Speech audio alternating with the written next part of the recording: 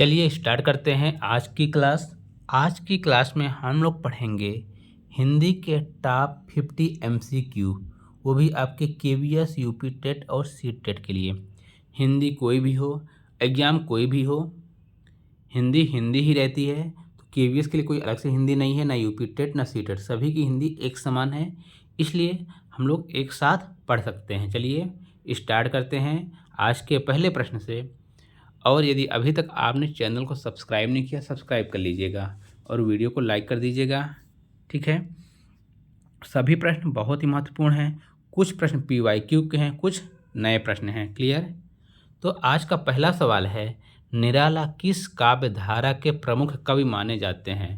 सूर्यकांत त्रिपाठी निराला जी किस काव्य धारा के प्रमुख कवि माने जाते हैं? ये PYQ क्वेश्चन है, मतलब पिछले एग्जाम में कई एग्जामों में आया हुआ प्रश्न है। छायावाद, रीतिकाल, भक्तिकाल या आधुनिक गद्य के। तो निराला जी जो हैं आपके छायावादी कवि हैं। कौन है? छायावादी कवि हैं। सूर्यकांत त्रिपाठी निराला छायावाद के 4 स्तंभों में से एक हैं। तो 3 स्तंभ और कौन है वो? तो वो हैं आपके जयशंकर प्रसाद। कौन है? जयशंकर प्रसाद, महादेवी वर्मा और सुमित्रानंदन पंत। कौन है छायावादी 4 स्तंभ? सूर्यकांत त्रिपाठी निराला, जयशंकर प्रसाद, महादेवी वर्मा, सुमित्रानंदन पंत। निराला की अन्य प्रमुख रचना है परिमल, बिल्लेसुप और बकरिहा। क्लियर है? इन्हें अभिव्यक्ति के लिए अभिव्यक्ति का कवि भी कहा जाता है। किसके लिए? इनको अभिव्यक्ति के लिए अभिव्यक्ति का कवि भी कहा जाता है। प्रश्न संख्या 2, कामायनी किसकी रचना है? कामायनी किसकी रचना है? मैथिली शरण गुप्त, जयशंकर प्रसाद, रामधारी सिंह दिनकर या निराला? तो जो कामायनी है जयशंकर प्रसाद जी की रचना है। कामायनी प्रसाद की महाकाव्य रचना है जिसमें मनोवैज्ञानिक तरीकों का प्रयोग है। कुछ एक्स्ट्रा फैक्ट देख, इसमें क्या है? इसमें श्रद्धा, भावना, ज्ञान आदि का प्रतीक प्रमुख है। इसमें कुल 15 सर्ग हैं। छायावादी युग के नाटककार भी थे। कौन? जयशंकर प्रसाद। इन्होंने क्या लिखा? स्कंदगुप्त और चंद्रगुप्त नामक नाटक भी लिखे हैं। रश्मि रथी किसकी कृति है? दिनकर की, निराला की, मैथिली शरण गुप्त की, पंत की। तो जो रश्मि रथी है यह है आपके रामधारी सिंह दिनकर की। रश्मि रथी रामधारी सिंह दिनकर की राष्ट्रीय काव्यधारा की रचना है। यह काव्य कर्ण पर आधारित है। दिनकर को राष्ट्र कवि कहा जाता है। याद रखिएगा, राष्ट्र कवि किसे कहा जाता है? तो रामधारी सिंह दिनकर को भी कहा जाता है। प्रमुख कृतियां क्या हैं? उर्वशी और कुरुक्षेत्र भी हैं। साकेत किसकी रचना है? साकेत किसकी रचना है? गुप्त, पंत, प्रसाद, निराला। तो जो साकेत जो है गुप्त जी की रचना है। किसकी है? साकेत मैथिली शरण गुप्त की रचना। किसकी है? मैथिली शरण गुप्त की। जो उर्मिला के दृष्टिकोण से राम कथा प्रस्तुत करती है। इसके अलावा अन्य मैथिली शरण गुप्त को राष्ट्रीय कवि कहा जाता है, आपको पहले बताया। इसके अलावा प्रमुख कृतियाँ भारत भारती, यशोधरा, और उनकी जो भाषा थी वो थी खड़ी बोली। प्रश्न संख्या 5,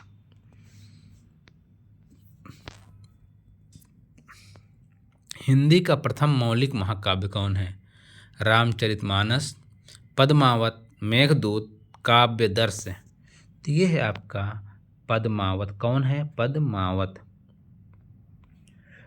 पद्मावत मलिक मोहम्मद जैसी की हिंदी का प्रथम मौलिक महाकाव्य माना जाता है। इसकी भाषा क्या है? तो अवधी प्लस मिश्रित है। काव्य क्या है? सूफी प्रेमाख्यान है। अपात्र हैं रानी पद्मिनी, रतन सिंह, अलाउद्दीन खिलजी। 3 मुख्य रूप से इसके पात्र हैं। गोरा बादल भी इसके पात्र हैं।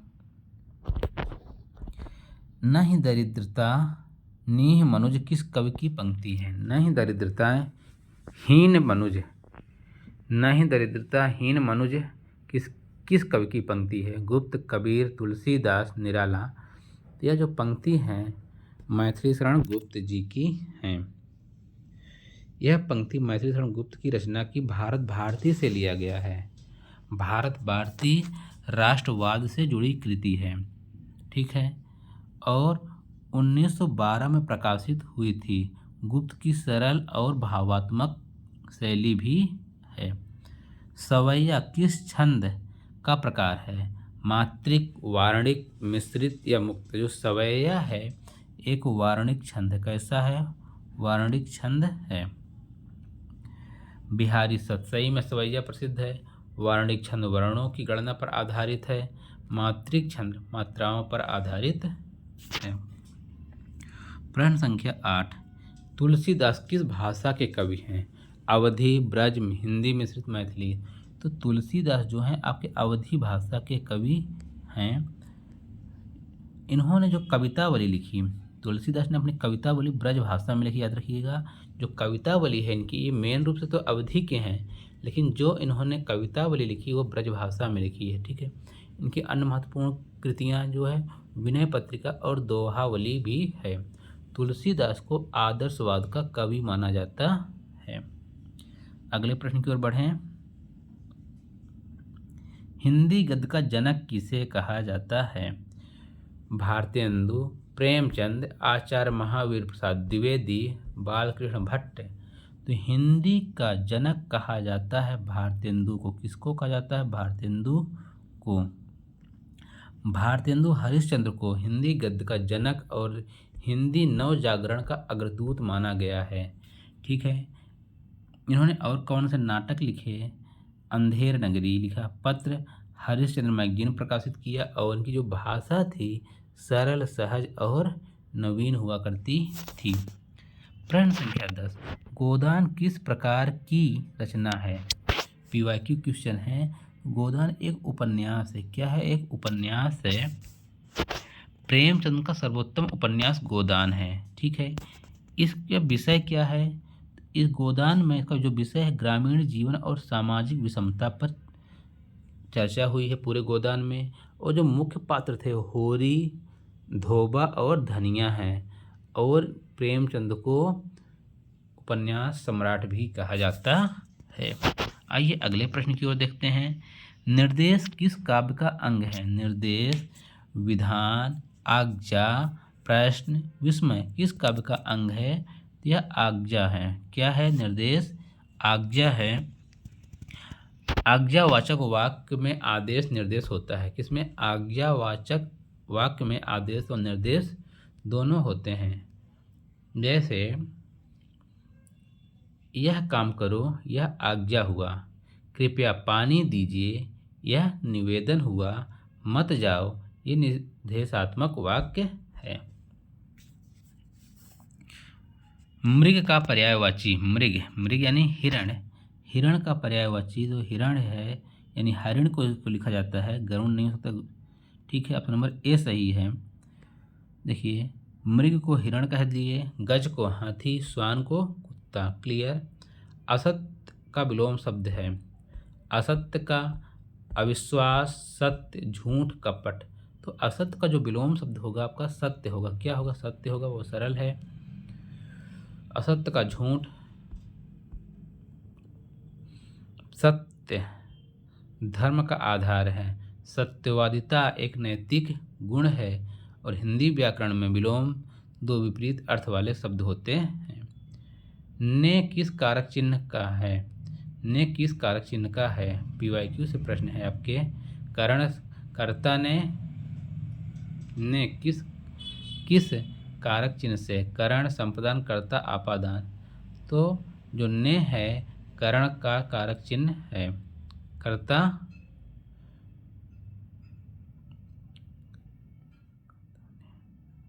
सॉरी यहाँ पास कर्ता ने होना चाहिए। कर्ता ने क्या होगा? ने जो है कर्ता। ऑप्शन नंबर सी है। कौन सा है? सी। क्लियर।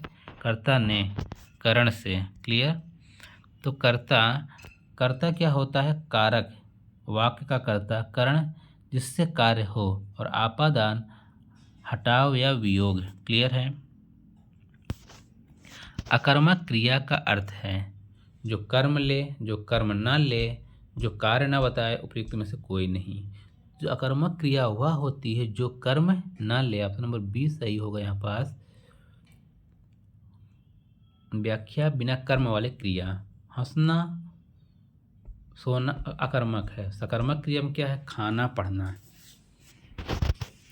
प्रश्न संख्या 16। सूरदास किस काव्य धारा के कवि हैं? भक्ति काव्य, रीति काव्य, छायावाद, आधुनिक। तो जो सूरदास जी हैं वो भक्ति काव्य धारा के कवि हैं। सूरदास जो हैं कृष्ण भक्ति के महान कवि हैं। किस पर लिखे उन्होंने? जो इनकी रचनाएं हैं कृष्ण भक्ति पर ज़्यादा हैं। विशेष रूप से वात्सल एवं श्रृंगार रस के कवि हैं। इन्होंने अपनी कृति में सूरसागर लिखा। भाषा क्या थी इनकी? ब्रज थी। भाषा कैसी थी? ब्रज थी। इन्हें श्रेष्ठ वात्सल कवि भी कहा जाता है। प्रश्न संख्या 17। भारतेंदु काल को अन्य नाम से क्या कहा जाता है? आधुनिक काल, नवजागरण काल, रीति काल, भक्ति काल। तो जो है आपका भारतेंदु काल को अन्य नाम से जाना जाता है। आपको अभी पहले देखा था आपने कि भारतेंदु को नवजागरण का कवि कहा जाता है। तो क्या कहा जाता है? नवजागरण काल।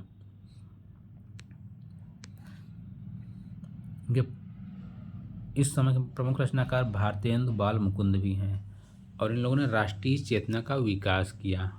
ठीक। वर्तमान आधुनिक हिंदी गद्य का आधार इसी काल में पड़ा था। प्रश्न संख्या 18।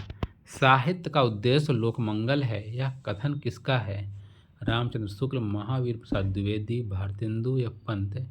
तो ये है आपका रामचंद्र शुक्ल। किसका है? रामचंद्र शुक्ल का।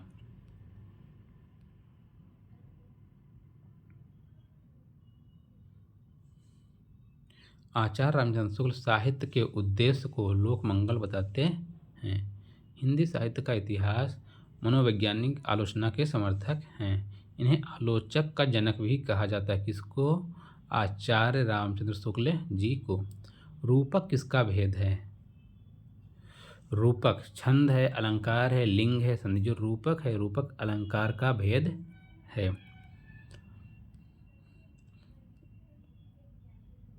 वह चंद्रमा है।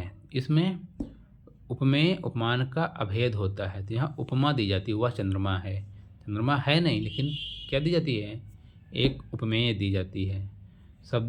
अलंकार के दो प्रकार होते हैं, शब्दालंकार और अर्थालंकार। जो रूपक अलंकार है वह आपके अर्थालंकार का भेद है। प्रश्न संख्या 20। अति उपसर्ग का सही अर्थ है? अति उपसर्ग का सही अर्थ नीचे, ऊपर, अधिक। फिर से अति मतलब अधिक है। शब्द के पूर्व में लगकर अर्थ बदलाते हैं उनको कहते हैं उपसर्ग। जो पहले लगते हैं उपसर्ग। हिंदी में 20 संस्कृत मूल उपसर्ग हैं। ठीक है। उदाहरण के लिए अतिरंजित, रंजित में अतिरंजित, अधिक में अत्यधिक।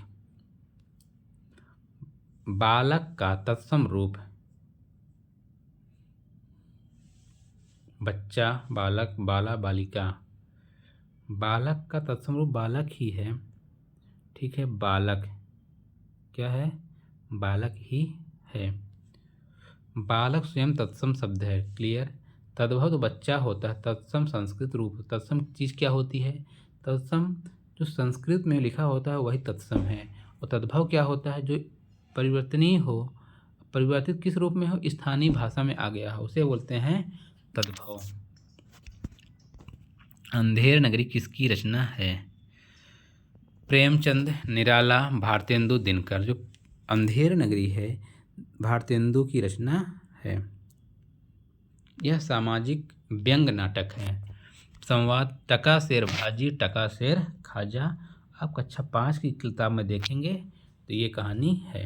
अन्य रचनाएं भारत दुर्दशा है। विषय क्या है इनका? राजनीतिक भ्रष्टाचार पर चोट करना था। लौह पुरुष किस अलंकार का उदाहरण है?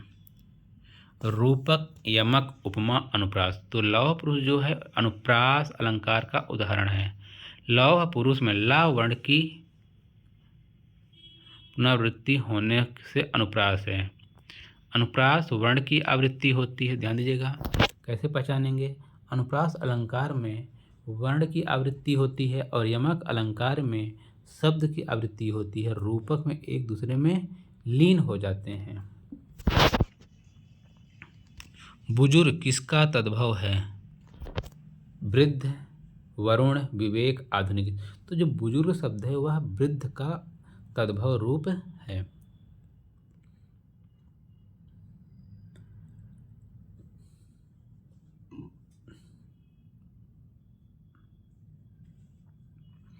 भाषाई विकास में जब भाषा का विकास हुआ तो ध्वनि परिवर्तन से तद्भव बने। जैसे अग्नि को आप लोग आग बोलते हैं, नेत्र को नयन कहा जाता है, तत्सम को शुद्ध रूप बना रहता है। क्लियर? तत्सम होता है वह शुद्ध रूप संस्कृत में बना रहता है। प्रश्न संख्या 25, कविता स्त्रीलिंग क्यों है? अर्थ के कारण, रूप के कारण, स्वभाव के कारण, ध्वनि के कारण। तो ये जो है रूप के कारण, कविता रूप के कारण स्त्रीलिंग है। ता प्रत्यय वाले शब्द सामान्यतः स्त्रीलिंग होते हैं। जैसे ममता, सुंदरता क्या है? स्त्रीलिंग। पुल्लिंग जैसे आ, ई, ईन से अंत वाले नहीं, जैसे पिता पुल्लिंग है। हिंदी लिंग में निर्धारण में 3 आधार, रूप, अर्थ और प्रयोग के आधार पर लिंग का निर्धारण होता है। नीर का विलोम, नीर का विलोम होगा जल, खारा, शुष्क, तीर। नीर तो ये हो जाएगा शुष्क। क्या हो जाएगा? शुष्क। जल का अन्य पर्यायवाची क्या हो जाएंगे? जल और वारी। कवियों ने नीर का प्रयोग प्रकृति चित्रण में किया। शुष्क, निर्जल, रुच। प्रश्न संख्या 27, सूरसागर किस रस से अधिक संबद्ध है? वीर, श्रृंगार, करुण, रौद्र। जो सूरदास ने सूरसागर लिखा हुआ आपके श्रृंगार रस से अधिक संबद्ध है। सूरसागर विशेष रूप से श्रृंगार व वात्सल रस से युक्त है। सूरदास अष्टछाप के कवि हैं। कृष्ण लीला चित्रण में प्रमुख है। राधा कृष्ण भावनाएं भक्ति काव्य की ऊंचाई हैं। प्रश्न संख्या 28, उपमेय का अर्थ है तुलना करने वाला, जिससे तुलना की जाए, समान वस्तु, अलंकार। उपमेय का अर्थ है क्या होता है? ये आपके पास 4 ऑप्शन है। उपमेय का अर्थ है जिससे तुलना की जाए, उसका अर्थ होता है उपमेय। जिससे तुलना की जाए वह क्या है? उपमेय है। उपमान जिससे तुलना हो। उपमान क्या होता है? जिससे तुलना हो। लक्षण क्या होता है? जैसा का प्रयोग। और उपमा क्या होता है? सबसे सरल अलंकार। संधि का सही अर्थ मिलना, अलग होना, जोड़ना, विराम। संधि का सही अर्थ होता है जोड़ना। क्या होता है? संधि करना यानी जोड़ना। ध्वनियों के मिलने से नया रूप बनाना। ध्वनियों के मिलने से नया रूप बनना। संधि 3 प्रकार की होती है, स्वर संधि, व्यंजन संधि और विसर्ग संधि। गु प्लस रू क्या होता है? गुरु। संधि विच्छेद से मूल रूप मिलता है। क्या मिलता है? मूल रूप। 2 अंकों में लिखी जाने वाली कविता, मुक्तक, गीतिका, दोहा, चौपाई। 2 अंकों में लिखी जाने वाली जो कविता होती है उसे कहा जाता है दोहा। दोहा में 2 पंक्तियों में लिखा जाता है। पहले में 13 मात्राएं और दूसरे में 11 मात्राएं हो तो वह दोहा कहलाएगी। कबीर, रहीम, तुलसी के दोहा प्रसिद्ध हैं। चौपाई में 16 मात्राएं होती हैं और सोरठा जो होता है दोहा का उल्टा होता है। 11 और 13 मात्राओं का मिश्रण होता है। ठीक है। मनुहार किस भाव से जुड़ा है? मनुहार किस भाव से जुड़ा है? दुख, मनाना या प्रार्थना, क्रोध, आश्चर्य। मनुहार जो है मनाना या प्रार्थना से जुड़ा हुआ है। विरह काव्य में प्रयोग होता है, ब्रज साहित्य में प्रचलित है और प्रेम भाव को बढ़ाता है। प्रश्न संख्या 32, छंद का संबंध किससे है? व्याकरण से है, संगीत से, कविता की लय से, भाषा से।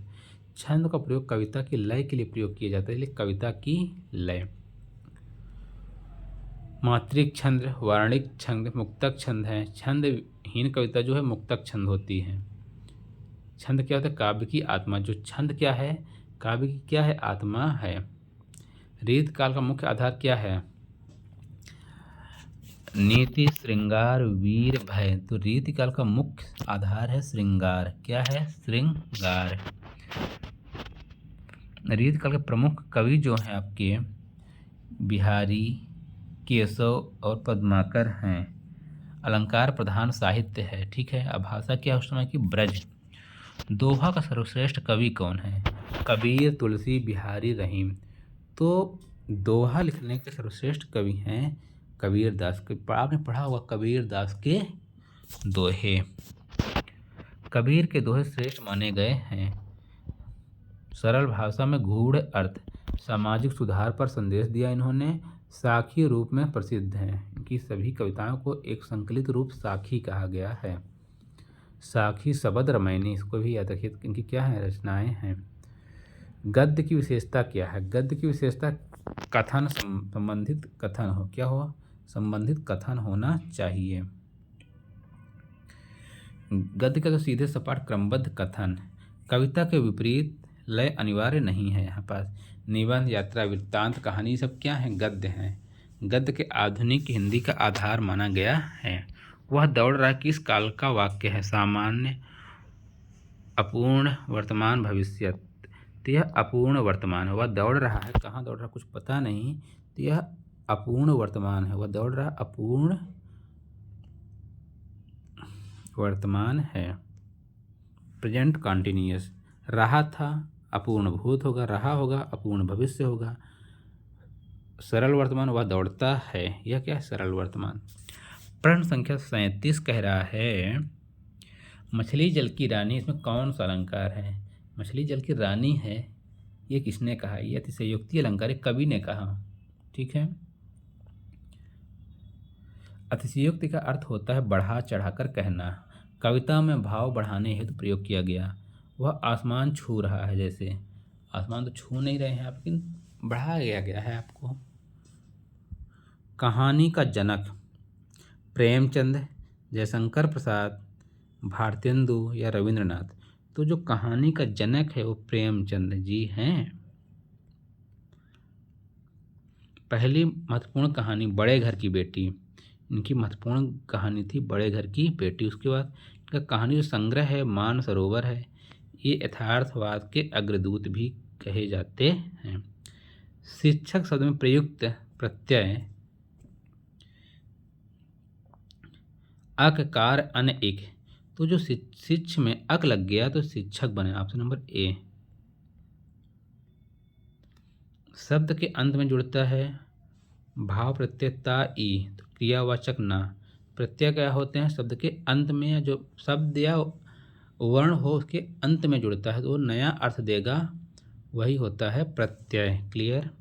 और लास्ट क्वेश्चन है आकाश का पर्याय। गगन, जल, सूर्य, पवन। तो आकाश को कहते हैं गगन। नभ, व्योम आकाश के पर्याय हैं। अतिरिक्त नभ का अर्थ होता है आकाश। आकाश पांचों महाभूतों में एक आकाश तत्व होता है। और 50 क्वेश्चन है, ठीक ना? 40 नहीं, 50। ठीक। आगे 41 नंबर पर देखें। नभ किस लिंग का शब्द है? पुल्लिंग, स्त्रीलिंग, नपुंसक लिंग, दोनों। तो जो नभ है आपका सी नपुंसक लिंग है। कैसा है? नपुंसक लिंग। नभ आकाश, पुल्लिंग पुरुष, स्त्रीलिंग नदी। ठीक है। नियत का सही अर्थ है निश्चित, अस्थिर, अनिश्चित, नया। नियत का सही अर्थ है निश्चित। यह निर्धारित किया गया या तय किया गया। अरबी का मूल नियत, इच्छा भी होती है। किसका शब्द है? अरबी का मूल है। ठीक है। हिंदी में सामान्यतः क्या होता है? निश्चित। वाक्य क्या बनेगा? नियत समय पर बाहर आओ। निश्चित समय पर बाहर ना आओ नहीं, क्या बनेगा? निश्चित समय पर बाहर आओ। ये गलत है, नियत समय पर बाहर आओ।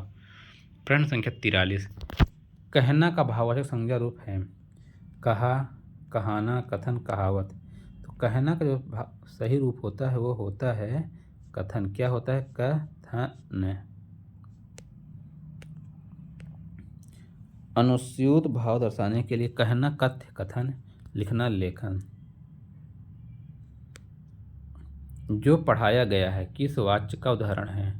जो पढ़ाया गया है कर्तवाच्य, कर्मवाच्य, भाववाच्य, संयोगवाच्य। तो ये क्या है? जो पढ़ाया गया है ये है कर्मवाच्य। क्या है? कर्मवाच्य।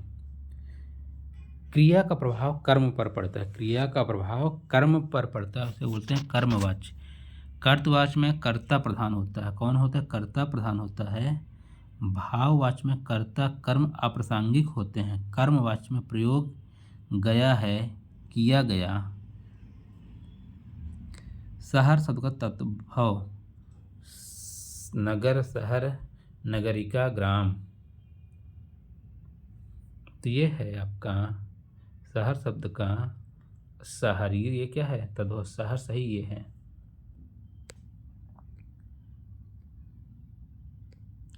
सज्जन का विलोम, सज्जन का विलोम दुर्जन। ऑप्शन नंबर ए सही है। सज्जन सद्गुण वाला, दुर्जन दुष्ट व्यक्ति। समानार्थक शुभ, चरित्र नेक। प्रश्न संख्या 47। बहादुर किस भाषा से लिया गया शब्द है? अरबी, उर्दू, फारसी, तुर्की। तो जो बहादुर शब्द है आपके फारसी से लिया गया। कहाँ से? फारसी से लिया गया है।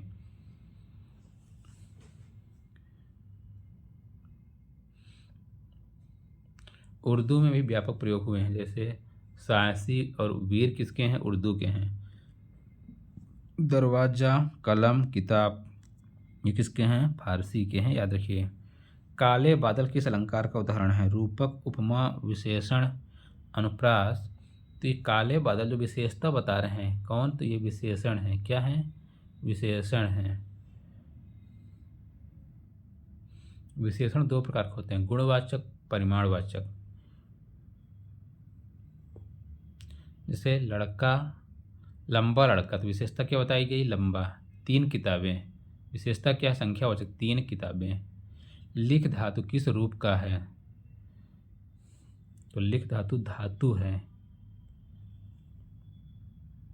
लिख मूल क्रिया है। क्या है? मूल क्रिया है।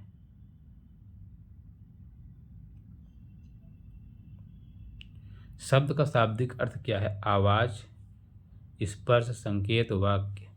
ये है आवाज। क्या है? आवाज। शब्द का शाब्दिक अर्थ है आवाज। शब्द के 4 भेद होते हैं, ध्वनि, रूप, अर्थ, प्रयुक्ति। शब्द प्लस अर्थ उनको क्या बन जाता है? भाषा। व्याकरण में शब्द वाक्य रचना की क्या है? एक इकाई है। क्लियर है? क्लियर है। आपके 50 महत्वपूर्ण प्रश्न जो आपकी परीक्षा के लिए बहुत ही महत्वपूर्ण थे। तो आपने पूरा वीडियो देखा, तो आपको कैसा लगा यह वीडियो ज़रूर बताइएगा कमेंट बॉक्स में। वीडियो देखने के लिए धन्यवाद। जय हिंद, जय भारत।